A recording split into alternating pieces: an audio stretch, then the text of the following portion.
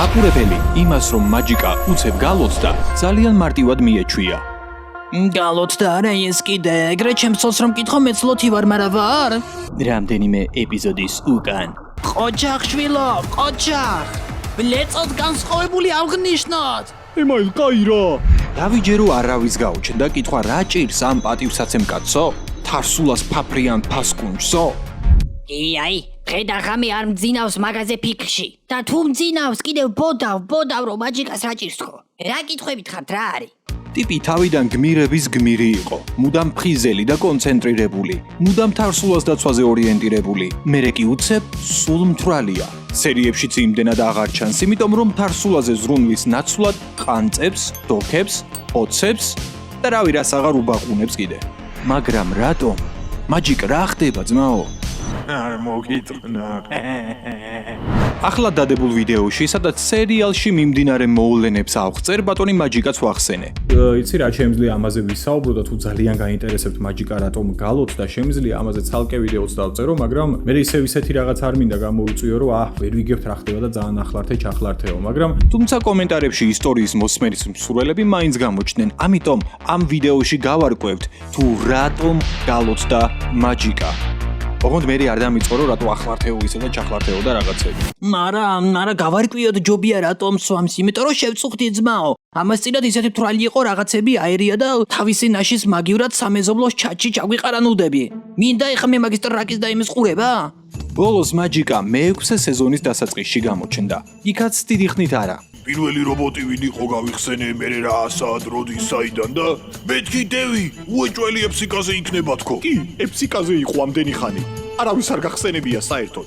ხან კინაღამ შიმშილით მოკვდა, ხან კინაღამ სქვერპლად შეწირეს. მაგის დედამ მოთხა. აუ მაჯიკა გააჯვირა. მე-5 სეზონშიც ჰქონდა რაღაც მომენტები, ოღონდ მთვრალს.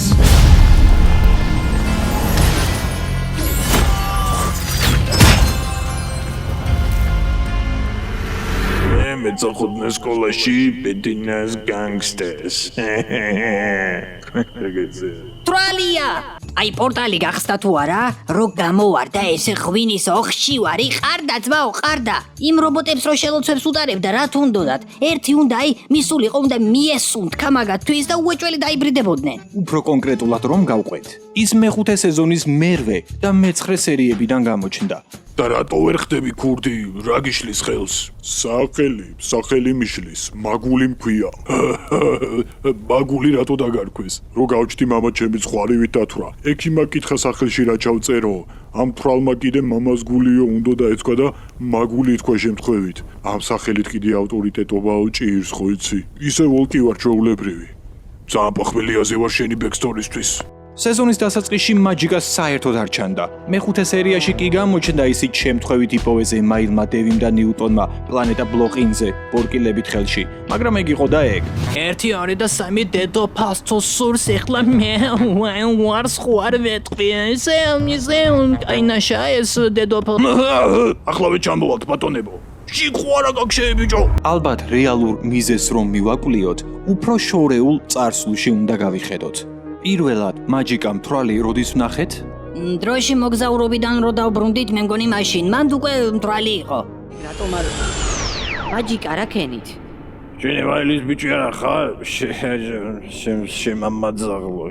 თვრალია. არა ვარ მთვრალი, დალეული ვარ. ყველაფრის პასუხი ისევ ამ სერიაში უნდა ვეძებოთ. მოდი უკან გადავახვიოთ და ის მომენტი ვიპოვოთ, სადაც მაჯიკა ბოლოჯერ ვნახეთ ფხიზელი. მე ხო იცი, ჩემი მომვლელი მოვიყვანეთ სოლად, უბრალოდ ხვალ 98 წლის ხდება და ვერ გავიგე რა ვაჩუქო ვიფიქრე. კუბოაჩუქე. დიახ, ეს მე-4 სეზონის მე-10 სერიაში მოხდა, როდესაც დროის მჭრელმა მაჯიკა 1000 წლით უკან გადაისროლა. ბარმენო, მოდი დამისხი რა. ბარმენი? ეგ რა ჯანდაბის სიტყვა. ბიზანტიელებმა გამოგზავნეს, არა? ვინ? სწორედ ამ დროში ხვდება მაჯიკა კოსმიურ არსებას კატაკლიზმას. კატაკლიზმა არ ვიცი, მარა ბოლოს მაჯიკა რო ნახეს უკლიზმებიდან სვამდით განსხვავებულებს. ამ სცენაში თითქოს ისეთი არაფერი მომხდარა. ერთი შეხედვით კატაკლიზმა და მაჯიკა ერთმანეთს ეცნობიან. მაჯიკა ცდილობს კატაკლიზმა დაარწმუნოს, რომ მომავლიდანაა. მაჯიკა ხელოგიაშვილი, მერლინის პირველი ხარისხის მფლობელი და თარსულას ფაფრიანი ფასკუნჯი. კარგი? მომავლიდან ხარ და მე მიცნობ? აი სწორედ აქ ხდება ის, რამაც ჩვენი ჯადოქრისთვის ყველაფერი შეცვალა. მოდი მოვისმინოთ, თუ რას ამბობს კატაკლიზმა. ლაპარაკს ნუ ღარ გააგრძელებ. აშკარად არიცი დროის მჭრელი როგორ მუშაობს. ასეა. ვეცდები მარტივად აგიხსნა. ეს ამ სამყაროს დროის ხაზია. ყველაფერი, რაც ამ დროში როდესმე თქმულა, ან უნდა ითქვას, ამ ხაზშია. როდესაც რაღაც გეგმის მიხედვით არ მიდის, ახალი დროის ხაზები და სამყაროები ჩნდება, მაგრამ დროის მჭრელი ასე არ მოქმედებს. ის მხოლოდ იმ დროის ხაზში მოძრაობს, რომელშიც გამოიყენებ. ეს იმას ნიშნავს, რომ თუ რამე ისეთის თქმას გადაწყვეტ ჩემთვის, ან ვინმე სხვისთვის რაც წესით არ უნდა ვიცოდეთ, დროის მჭრელი უცებ გადაგისვრის სხვა დროში, რომ ანომალიას თავი აარიდოს. ასე რომ ყველა სიტყვა დაკვირვებით წარმოთქვი. კარგი, მოდი ეს ყველაფერი კიდევ უფრო გასაგებად ავხსნათ. სამყაროში ფიზიკის მიხედვით უამრავი განზომილება არსებობს, თუმცა ჩვენ ახლა მხოლოდ 4 მიმოვიხილოთ ეგეც მარტივად. პირველი განზომილება ეს ხაზია, მეორე განზომილება სიბრტყე, მესამე განზომილება კი სადაც ჩვენ ცხოვრობთ, სივრცეა, მეოთხე განზომილება კი სივრცეს პლუს დროა. არსებობს თეორიები, რომ დრო ჩვენგან დამოუკიდებლად არსებობს. იგი მოიცავს ყველაფერს, რაც მოხდა, რაც ხდება და რაც მოხდება. თეორიის მიხედვით დროის ხაზი უკვე გაწერილია და მისი შეცვლა უბრალოდ შეუძლებელი. ჩვენ კი რეალობის წარმართველები კი არ ვართ, არამედ მაყურებლები. ცოტა შავი ისეთი თეორია. კატაკლიზმა მაჯიკა ზუსტად ეს აუხსნა და დაანახა, რომ ის უბრალოდ დროსა და სივრცეში ჩაგდებული მარიონეტია, რომელიც ყველაფერს ისე აკეთებს, როგორც დროშია განსაზღვრული. აჰა, ხომ გეუბნებოდით, მაგრამ სანამ ჩახლართულობაზე რამე სიტყვით, ისევ და ისევ აი ამ მომენტს გაგახსენებთ. იცი რა შემიძლია ამაზე ვისაუბრო და თუ ძალიან გაინტერესებთ მაჯიკა რატომ გალოთ და შემიძლია ამაზე ცალკე ვიდეოც დავწერო, მაგრამ მე ისევ ისეთი რაღაც არ მინდა გამოვიწვიო, რომ ვერ ვიგებთ რა ხდება და ძალიან ახლართე ჩახლართეო, მაგრამ თუმცა სიმართლე გითხრათ, მე არც ამაზე ვფიქრობ, რომ რამე ახლართული და გაუგებარია. მაჯიკა სწორედ ამ ყველაფრის გაგებამ ჩააგდო დეპრესიაში და გაალოთა. აზრია ყველანი მოკვდები. წარსულს თურმე ვერ შეცვლი. და რა თუნდა ამ წვაც ამდენი ჩალიჩი ჩამოაჭერი თანით და გასინჯე. აი წარმოიდგინეთ, ხარ ჯადოქარი, გონია რომ სამყარო შენს ხელთაა, შეგიძლია რეალობა მოღუნო, სასწაულები მოახდინო და უცებ ვიღაც გეუბნება, რომ უბრალოდ თოკებზე შებმული თოჯინა ხარ ვიღაცის დაწერილ სიმულაციაში და ყველაფერი, რასაც აკეთებ, წინასწარ არის განსაზღვრული. რა უნდა ქნას ამ დროს ნორმალურმა ჯადოქარმა?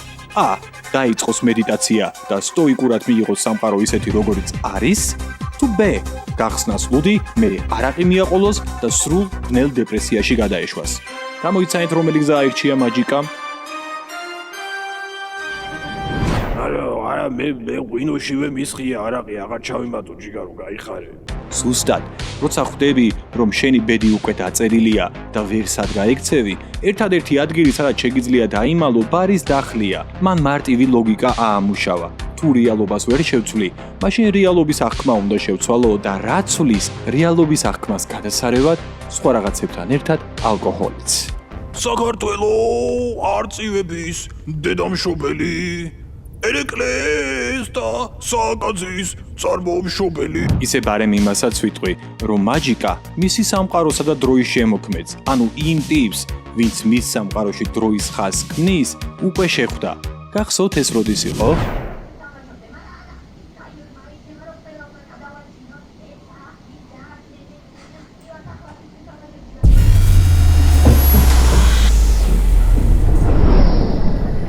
სად ვარ კაცო? თუ შენი უხკეშკეშა რა ჭანდაბა მომაწევინა. კოორდინატები ამერია. წავედი. What the? რას ფიქრობთ, რა მოხდება მომავალში? და აღწევს მაჯიკა დეპრესიას თავს. შეეგუება ბედს თუ კვლავ ეცდება სამყარო მის გემოზე მოაწყობს. ამ პერსონაჟს წინ დიდი გზა აქვს გასავლელი. და აი ასე ამ ვიდეოს ბოლოშიც გავედით. კომენტარებში დაწერეთ კიდევ რის შესახებ ვისურვებდით ვიდეოს ხილვას და ლაიქზე მიწკაპუნებასაც ნუ დაინანებთ. მომავალ ვიდეომდე გემშვიდობებით.